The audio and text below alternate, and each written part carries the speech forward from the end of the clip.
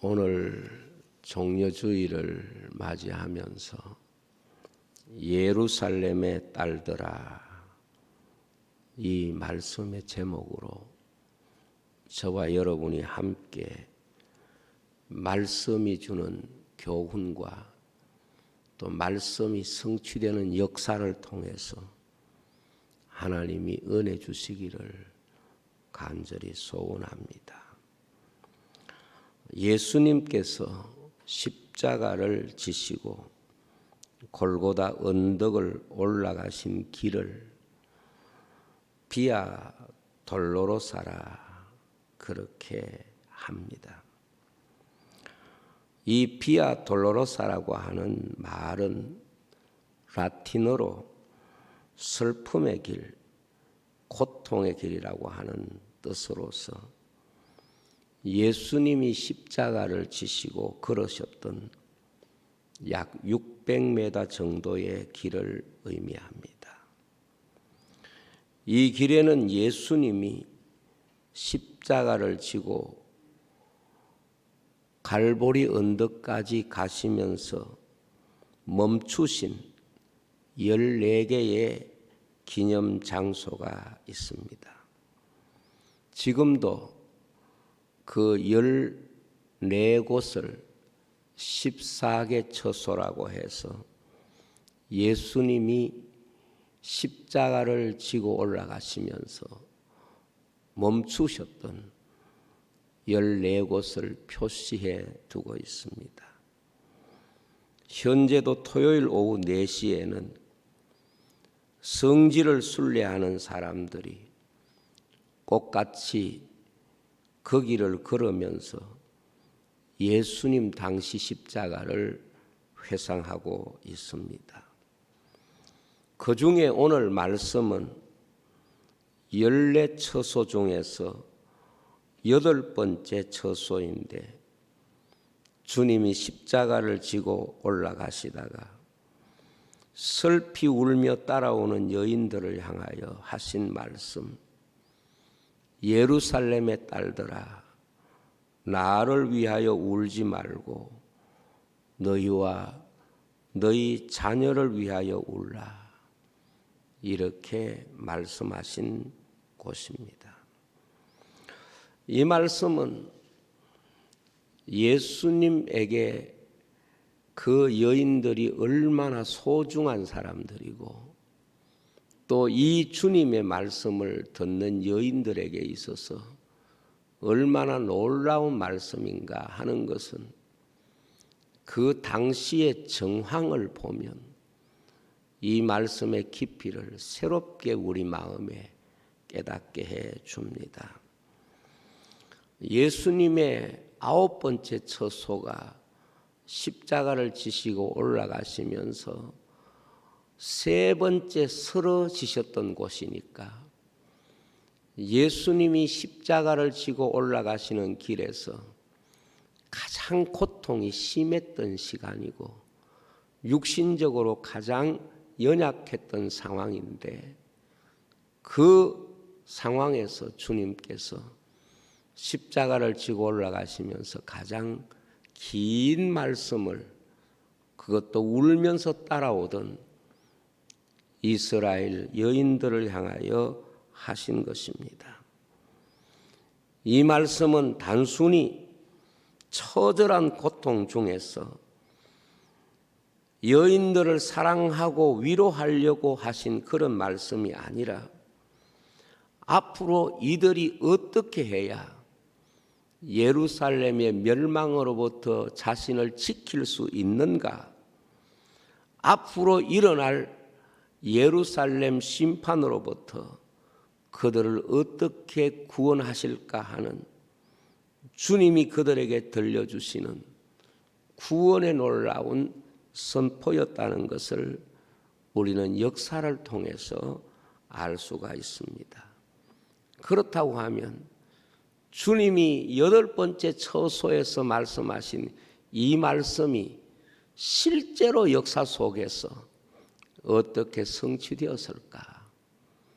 주님이 말씀하신 이 말씀이 실제 역사 속에서 예루살렘의 딸들을 어떻게 구원하셨을까? 그것을 오늘 여러분과 함께 말씀을 나누려고 합니다. 이 시기에 대해서 성경 이외에 아주 자세한 기록을 볼 수 있는 것이 바로 유대 역사학자인 요세푸스라고 하는 사람이 기록한 유대 전쟁기를 통해서 아주 상세하게 이 당시 예루살렘의 마지막 전쟁에 관한 기록을 볼 수가 있습니다. 이 요세푸스는 예루살렘에 있는 제사장 가문 출신이고 하스몬 왕가의 친척 관계에 있었던 사람입니다. 그리고 로마가 유대 나라를 침공해 와서 전쟁을 치룰 때에 바로 이 요세푸스가 전쟁 초기에 갈리 지역을 지키는 군 지휘관으로서 이 전쟁에 참여했던 사람입니다. 요세푸스가 남긴 예루살렘 멸망에 대한 기록은 그가 눈으로 친히 보고 그의 몸으로 경험한 전쟁이었기 때문에 당시를 알 수 있는 아주 중요한 사실이 되고, 이것은 어떻게 보면 역사학자들에게 의해서는 성경보다도 더 그들이 많이 인용하고 있는 이런 저술이라고 볼 수 있습니다. 요세푸스는 당시에 살면서 유대 나라가 어떻게 멸망하여서 세계에 흩어진 민족이 되었는가 하는 현장을 중계하듯이 유대 전쟁사를 통해서 밝히고 있습니다. 그래서 예수님이 말씀하신 예루살렘의 멸망을 그대로 보여주고 있기 때문에 이 요세푸스의 유대 전쟁사는 마치 성경의 이야기를 실제로 보여주는 것과 같은 그런 기록이라고 볼 수가 있습니다. 요세푸스는 AD 66년에서 73년까지 로마 제국에 대항한 유대인의 항쟁을 기록하고 있는 역사적 기록물입니다. 예수님이 십자가에서 죽은 지 14년 후 헤롯 아그리파 1세가 죽게 됩니다. 그러면서 로마는 유대 나라를 직접 직할 통치를 하게 됩니다. 로마는 다른 민족의 문화와 종교를 비교적 존중해 주어서 그 나라의 종교와 문화에 대해서 그들이 가지고 있는 그대로 섬기고 살 수 있도록 허락을 해 주었습니다. 그러나 유대 나라는 로마와 끊임없는 마찰을 일으키게 되는데, 그 중에서 로마의 황제 칼리큘라라고 하는 황제가 자신을 스스로 신이라 자청하고 모든 자신들이 다스리는 식민지 나라에 자신의 조각상을 만들어 세워서 자신을 섬기도록 요구를 하게 됩니다. 이 사건은 하나님 한 분 이외에는 신이 없다고 믿는 유대 나라와 정면으로 충돌하게 됩니다. 여러 로마의 장군이 이 유대 나라의 로마를 대항해서 일어나는 이것을 잠재우기 위해서 장군을 보내어서 유대 나라를 진압하게 합니다. 제일 먼저 왔던 갈루스라고 하는 장군은 실패를 하고 돌아갑니다. 그 다음에 베스파 시아누스라고 하는 장군이 6만 명의 군대를 데리고 와서 이때 갈릴리 요새가 함락되고, 바로 이 전쟁에서 요세푸스가 항복함으로써 생명을 건지게 되고, 많은 사람들이 로마에 항복하기 싫어서 자결을 선택합니다. 그래서 유대나라 북부 지역은 진압이 되고 이제 예루살렘을 진압하기를 시작합니다. 그러나 예루살렘에 있는 사람들은 여호와가 지키는 예루살렘이 이교도 로마인의 손에 떨어질 리가 없다고 굳게 믿고 있었고, 그리고 예루살렘 안에서는 열심당원들의 목소리가 커지면서 항복을 말하는 사람들은 유대인들에 의해서 암살을 당하게 됩니다. 예루살렘 성은 사방이 높은 벼랑 위에 있는 천연의 요새이기 때문에 성전도 성벽도 견고하고, 그래서 로마인의 항복 권유에 전혀 반응하지를 않습니다. 이때 로마의 장군 티투스가 예루살렘 공략의 지휘자가 되었고, 예루살렘 안에서는 절대로 항복하지 않는 결심을 보여주기 위해서 식량을 다 불태우고 그들은 죽음을 무릅쓰고 예루살렘을 지키겠다고 그렇게 생각을 합니다. 이로 인해서 많은 사람이 전쟁보다 굶주림에 굶어 죽게 되고, 도시를 탈출하는 자는 십자가에 달아서 처형했는데 그 숫자가 10,000명이나 되었다고 합니다. 이제 주 70년 8월 10일 예루살렘은 로마군에 의해서 함락이 됩니다. 9월 20일에는 모든 저항이 끝나고 예루살렘 성전은 철저하게 파괴되고, 여기 그림과 같이 성전에 있던 기물들이 로마 군인들에 의해서 약탈이 되고 이것이 바로 로마로 옮겨지게 됩니다. 예루살렘 도시는 철저하게 파괴되고 불태우게 되고, 그들이 그토록 무너질 수 없다고 자부했던 예루살렘 성전도 돌 위에 돌 하나 남지 않는 철저한 파괴가 이루어졌습니다. 요세푸스에 의하면 당시 예루살렘 성에는 270만 정도의 엄청난 인구가 살고 있었는데 포로로 끌려간 사람이 97,000명, 전쟁에서 죽은 사람이 유대인이 110만 명이었다고 합니다. 현재 로마에는 이 예루살렘을 함락했던 것을 기념하기 위하여 당시에 장군이었던 티투스 전쟁 성전 개선문이 지금도 있습니다. 그런데 이 성전 개선문에는 당시 전쟁의 상황을 새겨놓은 부조가 있습니다. 이 전쟁의 상황을 새겨놓은 부조를 보면 예루살렘에서 탈취한 성전의 기물들을 로마로 가지고 가는 이런 장면도 그 개선문 돌에 새겨져 있다 하는 것이지요. 이후 남아있는 유대인들은 마사다에서 항전을 했지만은 결국 73년 로마의 실바 장군에 의해서 함락되고, 그곳에 있었던 마지막 군인들이 전원 자살함으로써 유대 전쟁은 완전히 끝이 나게 됩니다.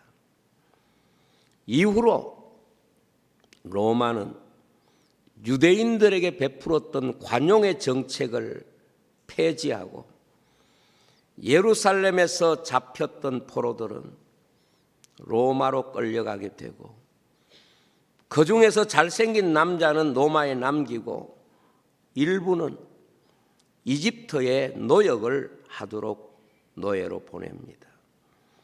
그리고 나머지 대부분의 포로는 전쟁에 참여한 자, 그리고 전쟁에 참여한 여러 군인들에게 선물로 보내지거나 검투사가 돼서 짐승의 밥이 되었습니다. 그리고 16세 이하의 남녀 포로는 저는 병사들에게 전리품으로 분배가 됩니다. 왜 주님이 여인들에게 자식이 없는 엄마가 복이 있고 자식을 베지 않는 여자가 복이 있다고 말씀했는가 하는 것은, 그리고 너와 너희 자녀를 위하여 울라고 하는 그 자녀가 16세 미만의 모든 포로는 병사들에게 전리품으로 물건처럼 분배가 된 것입니다. 그래서 그들은 그 자녀들이 포로되어 짐승의 밥이 되기도 하고 세계 곳곳에 흩어져 노예가 되어서 멸시를 당하게 될 줄은 예수님이 십자가를 지고 올라가시면서 가장 고통스러운 순간에도 이 말씀을 예루살렘의 딸들에게 외치신 이유가 역사 속에 그대로 실제 상황으로 나타난 것입니다. 그리고 예수님을 십자가에 못 박도록 결의한 산에 들인 공회는 폐지가 되고 예수님을 십자가에 못 박도록 앞장섰던 대제사장 제도도 이때부터 완전히 폐지가 되어 지금까지도 성전도 대제사장도 사라진 것입니다. 유대인들이면 다 바쳤던 성전세도 사라지게 되고 이후에 유대 나라는 세 지역으로 나누어서 그렇게 분열된 나라로 지나다가 결국 이방이 그 땅에 들어와서 그 땅을 지배하는 그런 나라인 이런 민족이 된 것입니다. 그런데 예수님이 십자가를 지시고 난 이후에 유대 사회는 두 부류로 나누어집니다. 하나는 예수님을 십자가에 못 박은 정통 유대인들과 다른 하나는 예수님을 믿고 따르는 기독교 성도들로 나누어지게 됩니다. 정통 유대인들은 계속해서 로마에 항거하는 셀롯 땅이 중심이 되어서 그들의 종교를 앞세우고 교회까지 핍박한 기록을 우리는 이 요세푸스의 기록을 통하여 볼 수가 있습니다. 교회는 예수님의 말씀을 따라서 이들이 가지고 있는 역사관과 다르게 주님의 말씀을 따라 그들은 새로운 삶을 사는 새로운 공동체로 발전해 가기 시작합니다. 당시 역사학자 요세푸스는 유대 전쟁기 3권에서 이 당시의 상황을 이렇게 기록하고 있습니다. 당시 예루살렘 지역은 과격한 지도자 메나헴과 같은 인물에 예루살렘 교회는 전혀 기대를 걸지 않고 십자가에 못 박힌 예수 그리스도를 구주로 믿는 사람들이었기 때문에 로마군이 유대 나라를 침공하기 이전에 그들은 예루살렘을 떠나서 요르단 동편 펠라라고 하는 지역으로 교회가 피신을 하게 됩니다. 곧 이어서 예루살렘이 멸망을 하고 그리스도인들은 예수님이 십자가 지고 올라가시면서 돌 위에 돌 하나도 남기우지 않는다는 이 예루살렘 성에 대한 멸망의 말씀을 믿고 그들이 예루살렘을 떠나서 요르단 펠라 지역에서 머무는 동안에 이스라엘 예루살렘은 무참히 전쟁에 패하게 되고 포로가 되고 예루살렘 성에서만 110만 명이 학살을 당하는 그런 비극이 일어났던 것입니다. 그래서 이 사건을 요세푸스는 책에서 이렇게 기록하고 있습니다. 마침내 예루살렘에 있는 교회는 그들의 지도자들에게 주어진 계시에 따라 전쟁이 일어나기 전에 그 도시를 떠나 펠라로 불리는 베라의 한 도시에 정착하게 된다. 그리스도를 믿는 사람들이 예루살렘을 떠나고 또한 동시에 그 거룩한 사도들이 유대인의 수도와 온 유대 땅을 완전히 비웠을 때 그리스도와 그의 사도들에게 범한 수많은 악행으로 인해 유대인들에게 하나님의 심판이 임하여 이 불법자들을 인간사에서 완전히 멸절시켰다. 이것은 책을 카피해서 여러분에게 보여드리는 것입니다. 요세푸스는 예루살렘의 멸망과 유대인의 죽음을 예수님의 십자가와 연결시켜서 하나님의 심판이라고 밝히고 있습니다. 유대인들이 만민의 구주이신 그리스도에게 순환을 가한 그것이 바로 하나님의 심판으로 나타나서 그들을 인간사에서 제외시켰다. 이렇게 그의 역사서에 기록하고 있습니다.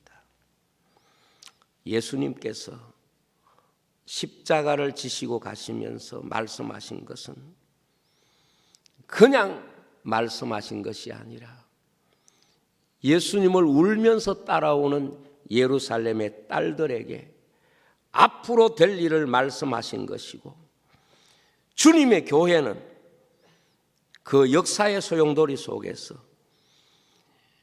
그들을 이끌던 유대 정통주의적인 그런 국수주의자들의 말을 듣는 것이 아니라 주님의 말씀을 믿고 그들의 말에 동요되지 않고 주님의 말씀을 믿었기 때문에 예루살렘의 심판과 멸망을 믿었기 때문에 모든 사람들이 부러워하는 예루살렘을 뒤돌아보지 않고 전부가 그들이 그 전쟁에서 구원을 받은 것입니다.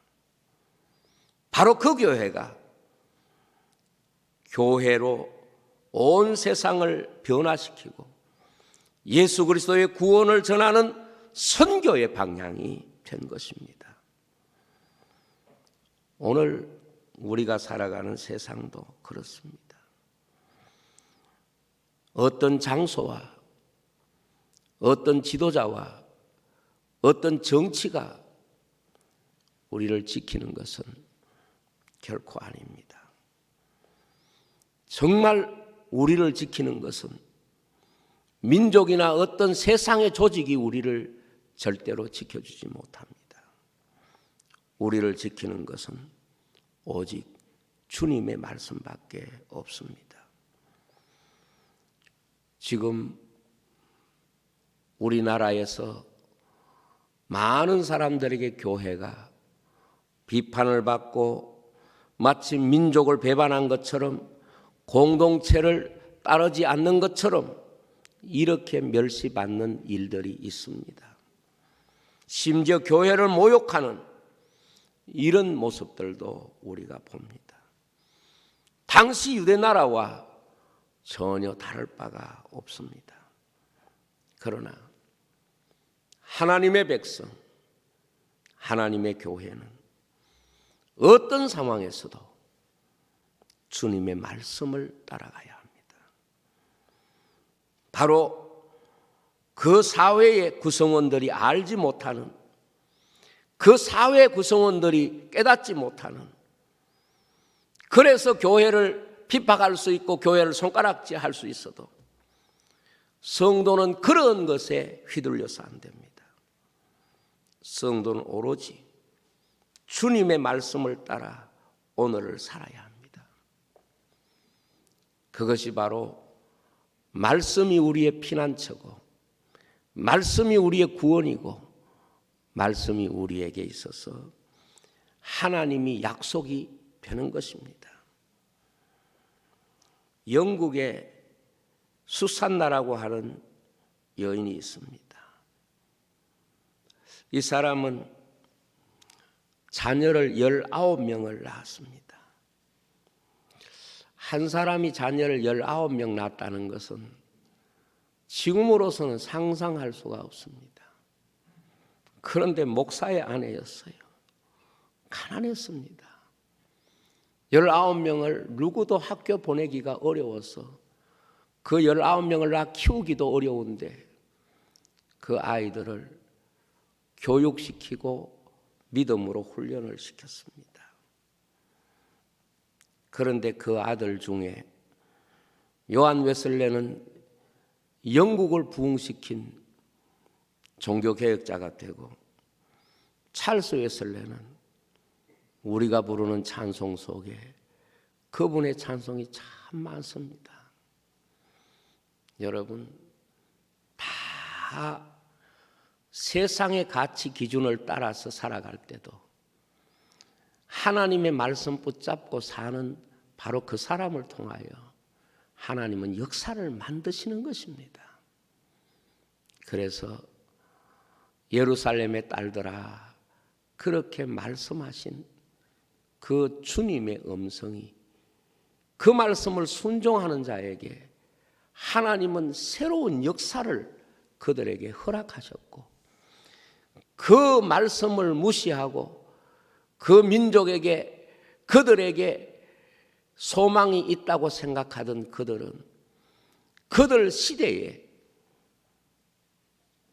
역사의 종말을 보았고, 그 종말의 역사 속에 그들의 자녀들이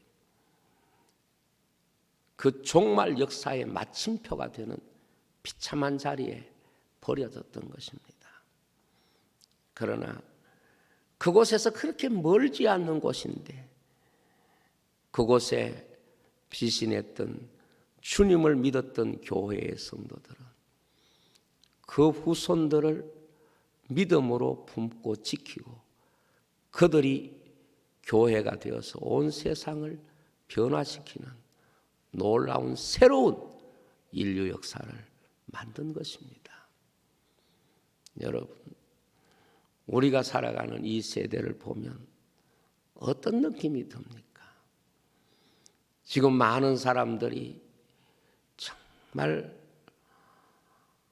마치 공동체라고 하는 것 속에서 사람들을 판단하고 평가하는 이러한 정죄가 엄청나게 많이 일어납니다. 마치 교회는 그들이 소속된 공동체에 협력하지 않는 것처럼 그렇게 생각하고 판단합니다. 여러분들이 기억해야 될 것은, 오늘 우리가 이 땅을 살면서 하나님의 말씀이 우리의 피난처고 하나님이 우리의 구원자이심을 우리가 믿어야 합니다. 그것이 바로 하나님이 새롭게 여시는 역사가 되는 것입니다. 저는 예수님께서 예루살렘의 딸들아, 이렇게 말씀하신 이 말씀은 예루살렘의 멸망을 예고하면서 이 말씀을 믿는 사람들에게 주님이 어떻게 보호하실 것인가, 그리고 이 말씀을 믿었던 초기 교회가 하나님의 은혜로 어떻게 보호를 받았는가 하는 것이 바로 이 역사의 기록을 통하여 우리에게 보여지고 증거되어지는 것입니다. 예루살렘의 딸들로 살아가고 있는 저들, 옛날 예루살렘의 성을 그들은 어머니로 묘사하고 어머니로 해석하는 경향이 있었습니다. 그래서 그들은 마치 예루살렘의 성에 들어갈 때에 그 성이 그들의 어머니의 품과 같은 영적인 품이라고 생각을 했습니다. 그래서 그 성에 들어가면 모든 두려움과 근심이 사라지고 마치 어머니에게 안기는 어린아이처럼 보호를 받을 수 있다고 생각을 했습니다. 그런데 주님께서는 그들이 가졌던 세상적 조직과 그들이 가졌던 그런 생각들이 그들을 지켜주지 못한다는 것을 우리에게 보여줍니다. 저는 지금 대한민국이 마치 우리의 미래를 책임져 줄 것처럼, 그리고 국가와 정책이 마치 우리를 지켜줄 것처럼, 그 옛날 유대의 과격파들처럼 이런 문화 속에 살아갑니다. 그러나 여러분, 정말 하나님의 백성을 지킬 수 있는 진정한 약속은 하나님의 말씀이어야 하고, 그것이 바로 주님의 교회여야 한다는 것, 이것을 우리가 늘 기억해야 할 줄로 믿습니다. 기도하겠습니다. 아버지 하나님, 은혜와 사랑을 감사합니다. 예루살렘의 딸들아, 나를 위하여 울지 말고 너희와 너희 자녀를 위하여 울라. 보라, 날이 이르리니 사람이 말하기를 수태하지 못하는 이와 해산하지 못한 배가 그리고 먹이지 못한 젖이 복이 있다 하리라. 푸른 나무에도 이같이 하거든 마른 나무에는 어떻게 하리요. 그 말씀이 울었던 예루살렘 그 눈물을 닦고 주님의 거룩한 새로운 역사를 만들었던, 참으로 그들을 구원하고 그들을 이끌었던 주님의 약속이 된 것을 믿습니다. 오늘도 성도들로 하여금 세상을 뒤돌아보고 살아가는 어리석음에 빠지지 않게 하시고 말씀에 붙잡혀서 말씀을 쫓아 날마다 순종하며 나아가는 신실한 주의 백성이 되게 해 주옵소서. 예수님 이름으로 기도하옵나이다.